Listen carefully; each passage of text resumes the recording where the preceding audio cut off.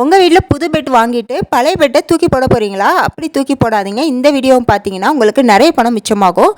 First வந்து அந்த பெட்டை அகலத்தில் வந்து 22 நீளத்தில் 62 இன்ச்சும் மார்க் பண்ணிவிட்டு கட்டிங் பிளேட் வச்சு ஃபஸ்ட்டு கட் போட்டுட்டு அதுக்கப்புறம் வந்து கத்தியால் நல்லா ஷார்ப்பான கத்தியை வச்சு கட் பண்ணி எடுத்துக்கோங்க. இது கட் பண்ணோன்னு பார்த்தீங்கன்னா உள்ளே இந்த மாதிரி ஃபோம் ஷீட் மாதிரி இருக்குங்க. 2 பீஸாக கிடச்சிச்சு.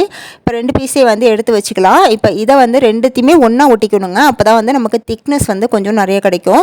ரெண்டுமே ஒட்டுறதுக்கு இந்த மாதிரி ஒரு குளூ வச்சு ஒட்டிக்கலாம். இது பெயிண்ட் கடையில் கிடைக்கும். இது ஒட்டும் போது நல்லாவே ஸ்ட்ராங்காக இருக்கும். ரெண்டுத்தையும் ஒட்டிட்டு இதுக்கு மேலே வந்து ஏதாவது ஒரு கவர் வச்சு கவர் பண்ணுங்க.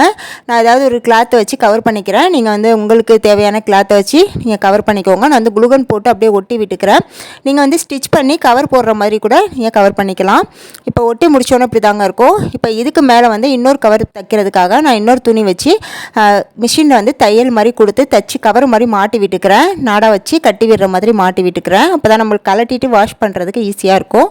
இப்போ தைச்சி முடிச்சாச்சுங்க. இப்போ வந்து கெஸ் பண்ணியிருப்பீங்க என்னாண்டு. ஆமாங்க, நம்ம சோஃபாவோட பெட்டு தான் வந்து ரெடி பண்ணியிருக்கோம். பழைய மெத்தையை வந்து தூக்கி போடாமல் இந்த மாதிரி சோஃபாவுக்கு பெட்டாக ரெடி பண்ணியிருக்கோம். இந்த சோஃபாவோட அளவை தாங்க நான் அளந்து ஃபஸ்ட்டு மார்க் பண்ணியிருக்கேன். நீங்கள் உங்கள் வீட்டு சோஃபா அளவு வந்து அளந்து மார்க் பண்ணிக்கோங்க.